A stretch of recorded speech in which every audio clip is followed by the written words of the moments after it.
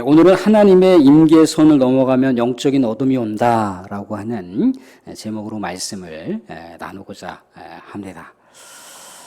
사울이 하나님의 임계선을 안 넘어갔다면 사울의 인생도 아마 달라졌을 것이고 이스라엘의 왕국도 아마 새로운 역사를 썼을 수도 있을 겁니다.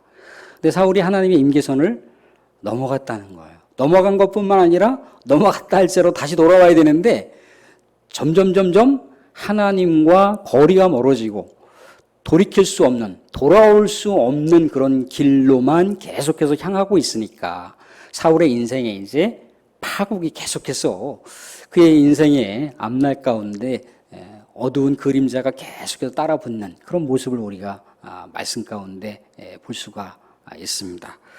오늘 말씀을 보시면 이 얘기를 볼 수가 있습니다. 15절 보시면 사무엘이 사울에게 이르되 네가 어찌하여 나를 불러 올려서 나를 성가시게 하느냐 하니, 이 하나님의 임계선을 넘어갔다는 건 뭔가요?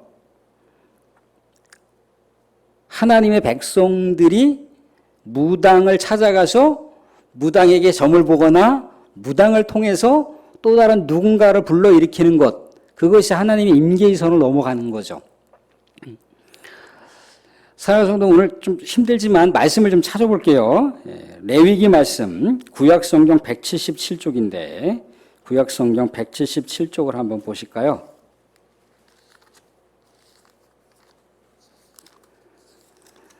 레위기 20장입니다. 구약성경 177쪽 보시면 20장에 두 구절을 볼 텐데 20장의 6절 말씀을 보겠습니다. 6절 말씀과 27절 말씀을 볼 텐데요. 같이 한번 읽어보실까요? 레위기 20장 6절 말씀입니다. 같이 한번 봉독하겠습니다. 시작.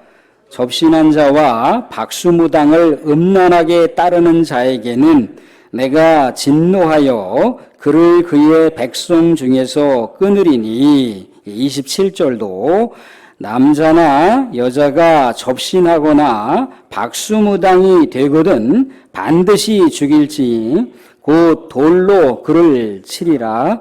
그들의 피가 자기들에게로 돌아가리라. 아멘. 하나님의 믿음의 공동체로부터 분리가 되는 그런 고통을 받게 되어 있습니다. 심지어 무당을 어떻게 하라고 되어 있던가요? 무당을 돌로 쳐 죽여라. 왜? 무당의 영향력을 미치면 안 되거든요. 그런데 지금 사울이 어떻게 했던가요? 신접한 여인 무당을 찾아가서 사무엘을 끌어올렸습니다. 사무엘을 불러들였다는 겁니다. 근데 사무엘이 나타나서 사울에게 왜 귀찮게 이렇게 성가시게 나를 불러? 지금 그렇게 반응을 했다라고 성경은 기록하고 있어요. 근데 이 사무엘이 등장했다라고 하는 이 성경 말씀이 진짜 사무엘이겠습니까? 아니면 사무엘이 아니겠습니까? 사무엘이 아니겠죠.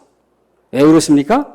하나님께서 무당이 뭔가 행동하고 무당이 예언하는 것에 대해서 반대를 했단 말이죠. 그죠? 이미 율법에서도 이미 못을 박아놨습니다.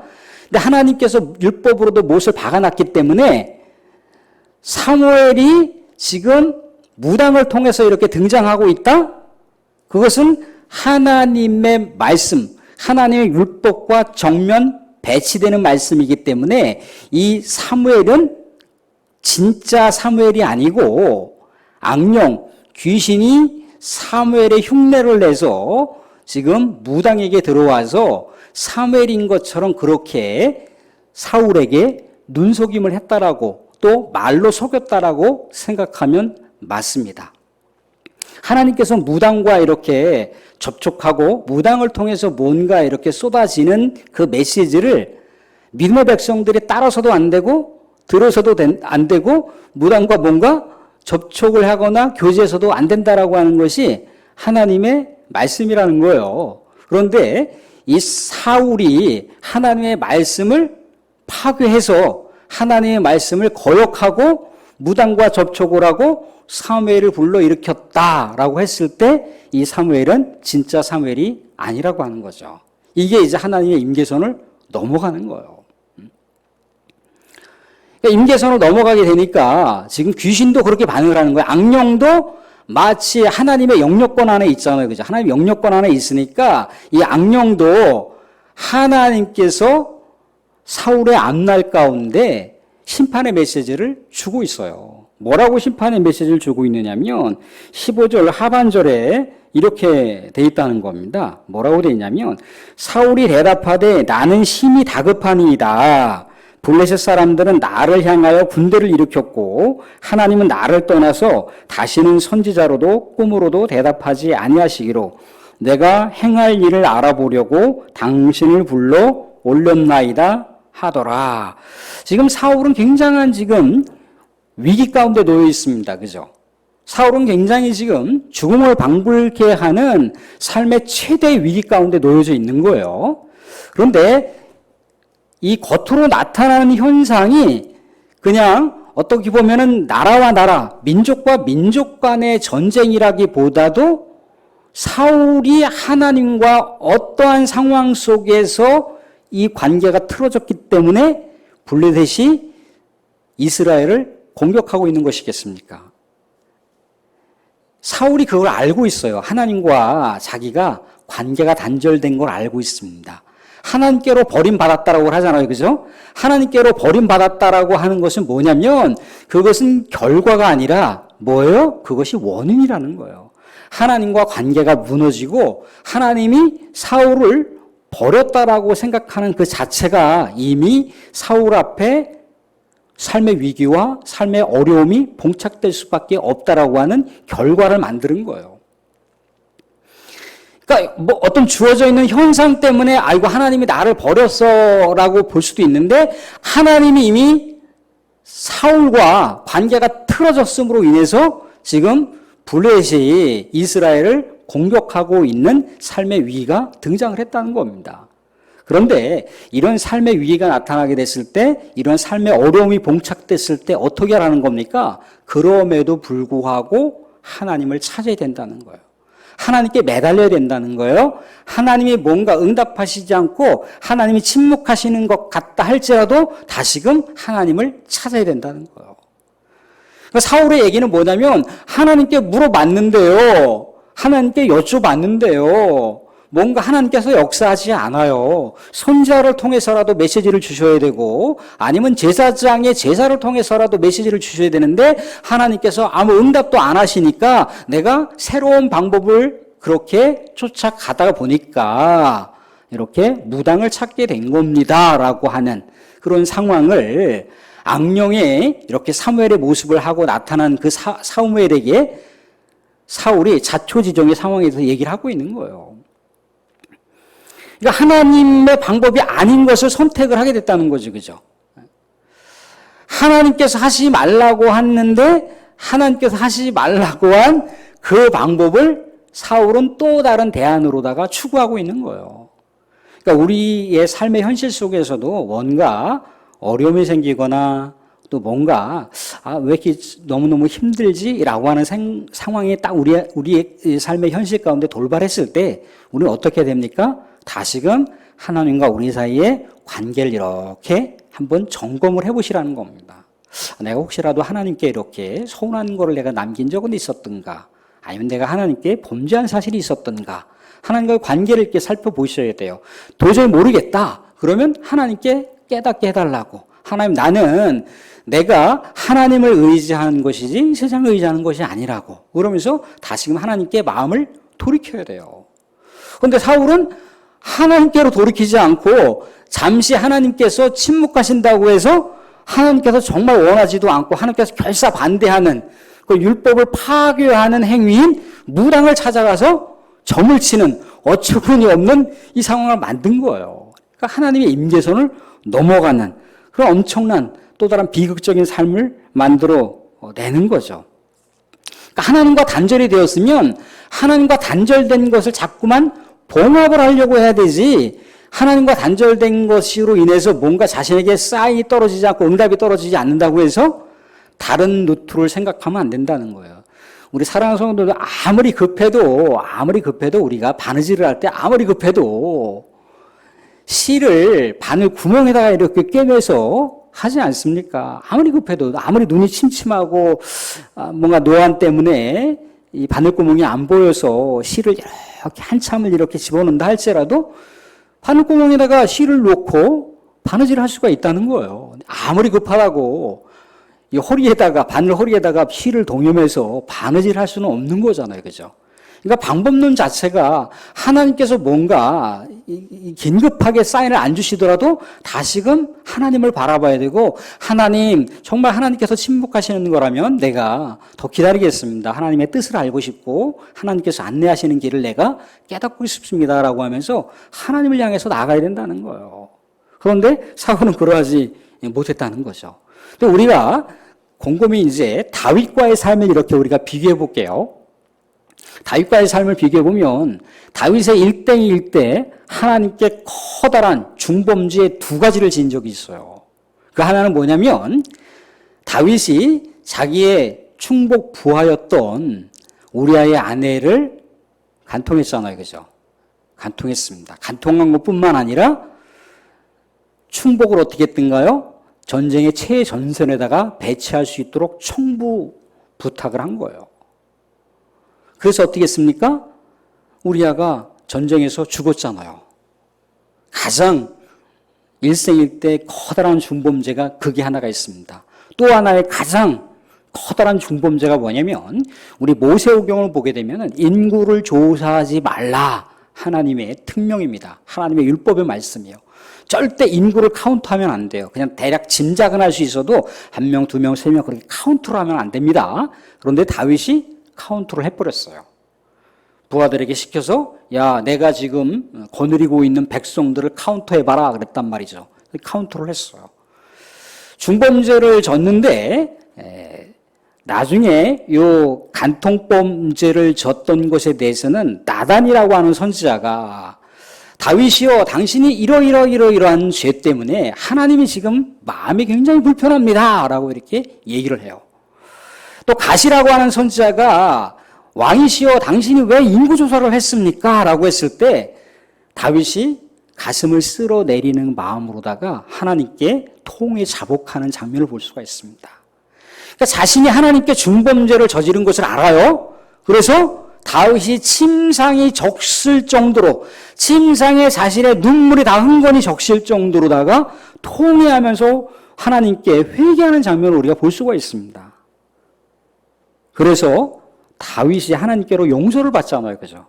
대신에 용서는 받지만 죄의 대가는 받는 거잖아요. 그죠? 회초리는 맞아야 되는 거잖아요. 그죠? 그래서 다윗이 자신의 충복을 죽였을 뿐더러 자기의 충복의 아내를 이렇게 간통했음으로 인해서 나중에 그 대가가 어떻게 되는 겁니까? 자신의 아들들이 칼부림을 해서 왕자의 난을 일으키고 죽고 죽이는 그런 비극적인 그런 사태를 그가 직면하지 않습니까? 그런 아픔과 고통이 그의 삶 가운데 나타났다는 거예요. 인구조사를 했던 것은 또 뭐 때문에 나중에 어떤 죄를 받습니까? 어떤 죄에 대한 대가를 치르나요? 3일 동안 전염병으로 인해서 자신이 그렇게 사랑하고 아끼는 국민들 7만 명이 전염병으로 죽게 되는 그런 죄의 대가를 그가 받게 된다는 겁니다. 그런데 분명한 것은 하나님께 용서를 받았잖아요. 그죠? 용서를 받았잖아요. 다윗이 이때 그렇게 중한 범죄를 저지르면서도 하나님께 통에 자복하고 기도하는 그 기도 내용을 보게 되면은 가장 절박하게 기도했던 내용이 뭐가 있느냐면 공통점이 있는데 뭐였냐면 하나님, 정말 하나님이 나를 버리지 아니하셨으면 좋겠습니다. 내가 하나님께로부터 그 어떤 죄의 대가를 내가 다 받겠사오니 성신이시여 나를 버리지 말아 주십시오. 하나님이시여 나를 버리지 말아 주십시오. 그게 가장 절박했던 다윗의 기도였다는 거예요. 하나님 용서해 주십시오. 하나님 잘못했습니다. 하나님 그래도 내가 하나님을 정말 사랑하는 것 잊지 말아 주십시오 라고 그렇게 기도한 게 아니라 하나님 나를 정말 버리지 말아 주십시오. 그게 가장 핵심적인 기도였다는 거예요. 왜 그렇습니까? 다윗은 사울 왕이 어떻게 우리 하나님으로부터 축복을 받고 어떻게 하나님으로부터 버림받고 그가 몰락의 길을 걸어왔는지를 세세하게 다 목격을 했다는 거예요. 사울 왕이라고 하는 사람도 얼마나 순수하게 하나님을 사랑했고 순수한 열정으로 하나님을 섬겼던 사람이라고 하는 걸 우리가 알잖아요. 그죠? 그래서 이스라엘의 왕으로 다 하나님께서 점 찍으시고 이스라엘 왕으로 다 세웠다는 겁니다. 그런데 왕의 권력의 자리에 앉자마자 어떻게 됐던가요? 점점 하나님으로부터 멀어지는, 하나님을 거역하는, 하나님을 불순종하는 그런 일들만을 만들었어요. 그러니까 사무엘 선지자가 뭐라고 합니까? 하나님의 말씀을 거역하는 것, 하나님의 말씀을 불순종하는 것, 그것은 우상을 섬기는 것과 똑같은 행위입니다. 왕이시여. 그러면서 사무엘 선지자가 그렇게 사울을 아꼈잖아요. 그렇게 사울을 사랑했잖아요. 목마르도록 그렇게 사울에게 하나님의 마음을 이렇게 전파하는 그런 내용들을 볼 수가 있다는 거예요. 그러니까 하나님을 사랑했을 때하고 하나님을 사랑하지 못하고 하나님을 거역하고 하나님께 떠났을 때하고의 그 시작과 끝을 다윗이 다 알고 있었다는 거예요. 그래서 다윗이 기도하기를 뭐라고 기도했다는 겁니까? 하나님, 나를 제발 버리지 말아 주십시오. 하나님의 심판의 죄의 대가는 내가 다 고통이 온다 할지라도 다 받아들이겠사오나 하나님께로부터 버림받고 싶지 않습니다. 라고 절절하게 기도하는 장면을 우리가 볼 수가 있다는 거예요. 그런데 사울은 어땠던가요? 사울은 끝내 하나님의 임계선을 넘어갔어요. 넘어가서 하나님께 돌아오지 않고 점점점 멀어지는 길을 갔다는 거죠. 그래서 그 결과가 어떻게 됐다는 겁니까? 결과가 19절, 20절을 볼 수가 있어요. 19절 먼저 보시면 여호와께서 이스라엘을 너와 함께 블레셋 사람들의 손에 넘기시리니, 또 하반절에 19절 하반절에도 여호와께서 또 이스라엘 군대를 블레셋 사람들의 손에 넘기시리라. 블레셋 사람들에 의해서 이스라엘이 패한다라고 하는 엄연한 사실을 우리 하나님께서 얘기를 하시고 있는 거예요. 그러니까 사울이 어떻게 합니까? 완전히 20절에 보면 사울이 갑자기 땅에 완전히 엎드러지니, 얼마나 이 비극적인 비참한 인생의 말로를 경험하게 되냐면 무당이 밥을 해주는 거를 먹어요. 사울이 무당이 밥을 해주는 걸 먹는데 24절 보시면 무교병이라고 하는 것을 이렇게 양식으로 해서 밥으로 해서 사울 왕을 대접하고 있는 무당의 모습을 볼 수가 있고요. 무당이 무교병과 같이 이렇게 밥 해주는 것을 받아먹는 사울의 모습을 볼 수가 있다는 거예요. 사랑하는 성도님들, 무교병이라고 하는 것은요, 고통의 양식이에요. 고통의 양식. 어둠의 양식이라는 겁니다. 출애굽했을 때 이스라엘 백성들에게 애굽을 빠져나가기 전에 너희들이 먹어야 할 양식이 무교병이에요. 무교병. 왜냐하면 고통이 있을 것이라는 겁니다. 죽음이 있을 것이라고 하는 걸 예고하는 것이 무교병이라는 거예요. 근데 이 무당이 차려놓은 음식 중에 하나였던 무교병을 사울 왕과 그 신하들이 먹고 마지막 절에 뭐라고 나와 있던가요? 25절 하반절 보시면 그들이 먹고 일어나서 그 밤에 가니라. 영적인 어둠 가운데 그가 그의 마지막 인생의 전기를 보냈다라고 하는 것을 암시해주고 있어요. 사랑하는 성도님들, 우리는 이 사울의 모습을 통해서나 또 다윗의 모습을 통해서 우리가 얻을 수 있는 중요한 교훈 세 가지를 생각해 볼 수가 있습니다. 우리가 하나님의 백성으로 믿음의 여정길을 가다가 때로는 하나님의 침묵을 느낄 수가 있습니다. 왠지 모르게 우리의 삶이 답답하고 뭔가 풀리지 않는 것 같고 뭔가 자꾸만 깊숙한 이렇게 수렁 속에 갇혀 있는 것 같고 그런 우리의 영적인 답답함이 있을 수가 있다는 겁니다. 이렇다 할지라도 너무 인간적으로 몸부림치지 마시고 혹여라도 하나님의 침묵할 수도 있는 것이고 혹시라도 우리 하나님께서 나하고 풀어야 될 것이 있을 수도 있는 거니까 그럴 때는 다시 하나님을 찾으셔야 됩니다. 하나님께로 다시금 우리의 믿음의 여정길을 돌려야 돼요. 우리의 믿음을 자꾸 유턴해야 됩니다. 하나님께로 유턴해야 돼요. 세상으로 자꾸 흘러가고 있는 내 믿음의 모습을 하나님께로 유턴하셔서 하나님께로 다시금 우리의 삶의 모습을 정돈하셔야 된다는 거예요. 두 번째 교훈은 뭡니까? 때로는 우리는 하나님께 범죄할 수도 있습니다. 또 그 범죄 때문에 우리 어떻게 소소한 혹여라도 하나님께서 나에게 인생 채찍을 가하시는 건 아닌가라고 하는 생각이 우리가 들 수가 있어요. 그런다 할지라도 하나님은, 모세가 뭐라고 했던가요? 하나님은 은혜롭고 자비롭고 노하기를 더디하시는 하나님이라고 이스라엘 백성들이 하나님을 계속해서 거역하고 불순종하고 그렇게 하는 상황 속에서도 하나님의 존귀한 속성을 드러냈어요. 은혜롭고 자비롭고 노하기를 더디하시는 하나님이라는 거예요. 혹시라도 내가 하나님께 잘못했나? 하나님께 혹시라도 내가 범죄했나? 그런 생각들이 내가 잘 나지는 않지만 그런 것 같다 하면은 우리는 하나님께 부복하셔야 됩니다. 하나님, 내가 잘못한 것도 같고 아는 것도 같은데 하나님 용서해 주시고 다시 새 힘을 주십시오. 성신의 힘으로 내가 다시금 우리 하나님의 믿음의 백성의 길을 걸어갈 수 있게 하십시오 라고 하는 그런 마음을 우리가 하나님께로 다시금 돌리셔야 된다는 거예요. 또 마지막으로 뭡니까? 하나님의 임계의 선을 사울이 넘어갔잖아요. 그죠? 넘어갔다 할지라도 다시 돌아와야 돼. 돌아오면 돼. 죄의 대가는 받는다 할지라도 돌아오면 되거든요. 근데 사울은 하나님과 건널 수 없는 그 강을 건너고 나서도 계속해서 엉뚱한 길을 가고 있잖아요. 계속해서 멸망과 죽음과 어둠의 길을 가고 있다는 거예요. 혹여라도 우리의 삶 속에 그러한 삶의 흔적들이 나타난다 할지라도 우리는 다시금 하나님을 찾아야 된다는 거예요. 하나님께 돌아가야 돼요. 천부에 내가 세상 가운데 무엇을 의지하겠습니까? 하나님밖에 의지할 게 없습니다 라고 하나님께로 돌아가야 된다는 겁니다. 그럴 때 잠시 동안에는 우리 하나님의 침묵이 있을 수 있고 잠시 동안에는 우리 하나님의 징계 휘초리가 있을 수 있고 잠시 동안에는 우리의 삶에 영적인 어둠이 있다 할지라도 하나님께서는 반드시 우리 믿음의 백성들에게 영적으로 놀라운 빛의 역사를 비춰주실 것이며 또한 우리에게 용서라고 하는 따뜻한 사랑으로 안아주실 것이며 또한 우리 하나님께서는 놀라운 우리 믿음의 백성들에게 축복으로 안내해 주신다는 겁니다. 언제나 우리 사랑하는 성도님들 항상적으로 믿음의 중심을 하나님께로 두시고 하나님을 바라보면서 늘 언제나 우리 하나님께서 인정하실 만한 믿음의 역사를 만들어 가실 수 있기를 주님으로 축원드립니다.